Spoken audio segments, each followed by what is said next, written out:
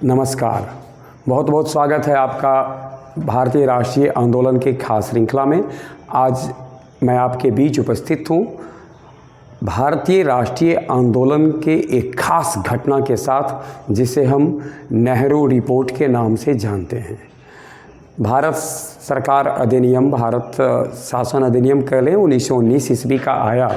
उसके बाद ये बात कही गई थी कि अगले 10 वर्षों में भारत में कैसे प्रशासनिक सुधार हुए हैं, इसकी समीक्षा की जाएगी और इसके आधार पर एक आयोग गठित कर ब्रिटिश संसद के द्वारा भारत भेजा जाना था। लेकिन उसके आने से कई साल पहले ही 1925 ईस्वी में तत्कालीन भारत सचिव बर्कनहेड ने भारतीयों के सामने एक चुनौती प्रस्तुत की। ये चुनौती खासकर उस समय के कांग्रेस के जो नेता सब थे उनके सामने रखा गया। ये कहा गया कि क्या आप भारत के लिए, अपने देश में सरकार चलाने के लिए एक संविधान का मसौदा तैयार कर सकते हैं जो पूर्ण रूपेण सारे संप्रदायों को ध्यान में रखकर, सारे संप्रदाय जिसे स्वीकार लें, सारे धर्म के लोग स्वीकारें, सारी पार्टियां उसको स्वीकारें।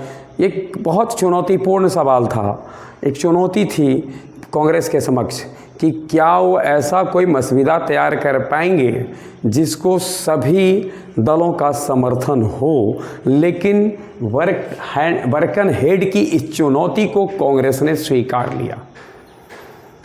अभी साइमन कमीशन आया भी नहीं था, उसका विरोध और बहिष्कार शुरू भी नहीं हुआ था। तब तक ऐसी स्थिति आई, कांग्रेस ने इसे स्वीकार करते हुए एक सर्वदलीय सम्मेलन को बुलाया गया दिल्ली में फरवरी 1928 ईस्वी में।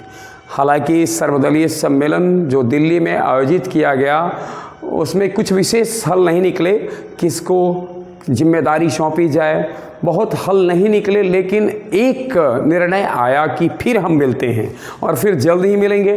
फिर मई 1928 ईस्वी में बम्बई में सर्वदलीय सम्मेलन आयोजित हुआ और इस सम्मेलन में एक सामने आया जो निर्णय, उसके अनुसार यह था कि मोतीलाल नेहरू की अध्यक्षता में एक समिति गठित की जाए जो उनके अलावे 9 सदस्य की होगी। अर्थात कुल मिलाकर के देखा जाए तो इसमें 10 सदस्य थे और इस समिति के अध्यक्ष चूंकि मोतीलाल नेहरू थे, इसलिए इसे नेहरू समिति के नाम से जाना गया।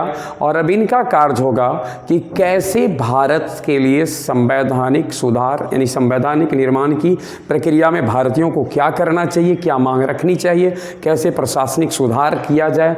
इसके लिए मोतीलाल नेहरू की अध्यक्षता में जो कमेटी गठित की गई थी उसमें मोतीलाल नेहरू जी के अलावे जो 9 सदस्य थे उनका नाम हम उनके नाम पर एक नज़र डालते हैं। अली इमाम थे, MS अने थे, तेज बहादुर सप्रू थे, मंगल सिंह थे, GR प्रधान थे, शोएब कुरैशी थे, सुभाष चंद्र बोस थे, NM जोशी थे, GP प्रधान थे। इस प्रकार से ये 10 सदस्यीय नेहरू समिति थी जिसका गठन 19 मई 1928 ईस्वी को सर्वदलीय सम्मेलन के अंतर्गत किया गया था, इसी दौरान हुआ था। इस समिति ने महज कुछ महीनों में ही मशक्क़त करके, दिन रात एक करके अपनी रिपोर्ट प्रस्तुत किया। अगस्त 1928 ईस्वी में एक बार फिर से सर्वदलीय सम्मेलन हुआ। इस बार लखनऊ में सर्वदलीय सम्मेलन हो रहा था और डॉक्टर अंसारी की अध्यक्षता में ये सम्मेलन हुआ। वहाँ मोतीलाल नेहरू की अध्यक्षता वाली समिति ने जो रिपोर्ट प्रस्तुत की उसे नेहरू रिपोर्ट के नाम से जानते हैं। इस रिपोर्ट में तो यूँ तो कई बातें महत्वपूर्ण थी, लेकिन जो सबसे खास बात थी जो इस रिपोर्ट की थी उसमें ये था कि इसमें सिंध प्रांत को मुंबई से अलग करने की सिफारिश की गई थी। फिर ये भी एक सिफारिश की गई थी केंद्र में एक ऐसी सदन की व्यवस्था की जाए जो द्विसदनात्मक हो, द्विसदनात्मक सदन की व्यवस्था की जाए।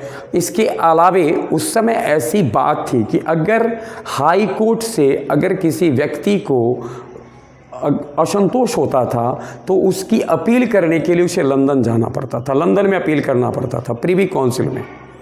तो इस तरीके की जो प्रीवी काउंसिल की जो व्यवस्था थी उसको ख़त्म करके इस समिति में मांग की गई कि भारत में एक सुप्रीम कोर्ट का गठन किया जाए ताकि हम प्रीवी काउंसिल्स में अपनी शिकायत न करके यहीं पर उसकी शिकायत की जाए। इस सोच से भारत में सुप्रीम कोर्ट के मांग की गई थी। इसके अलावा प्रांतों में द्वैध शासन समाप्त कर दिए जाएं, इसकी मांग की गई थी। सरकार एक ऐसी संघात्मक सरकार बने जिसमें तमाम भारतीय रियासत जो राजवाड़े थे छोटे छोटे उस सब को सम्मिलित किया जाए। नेहरू रिपोर्ट की इन मांगों को अंग्रेजी हुकूमत के सामने जब रखा गया तो उन्होंने इसे स्वीकारा नहीं, इसे खारिज कर दिया।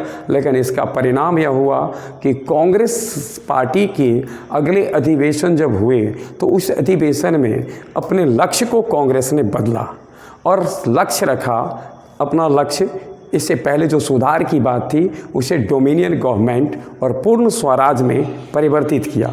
गौरतलब हो कि 1928 ईस्वी में ये हुआ और 1929 ईस्वी आते आते कांग्रेस ने अपने लक्ष्य को बहुत हद तक चेंज कर दिया और उसके बाद एक लक्ष्य रखा कि हमें अब पूर्ण स्वराज चाहिए। इस प्रकार से हम कह सकते हैं कि नेहरू समिति ने जो रिपोर्ट प्रस्तुत की, इस रिपोर्ट को चाहे जिस पिटारा में अंग्रेजी हुकूमत के द्वारा फेंक दिया गया हो, लेकिन कांग्रेस को एक लक्ष्य मिला और उससे कांग्रेस ने अपनी दिशा, आगे की राजनीति की जो दिशा थी उसको निर्धारित किया। बने रहे हमारे साथ, हम यूं ही आपके बीच में उपस्थित होते रहेंगे भारतीय राष्ट्रीय कांग्रेस के खास टॉपिक के साथ।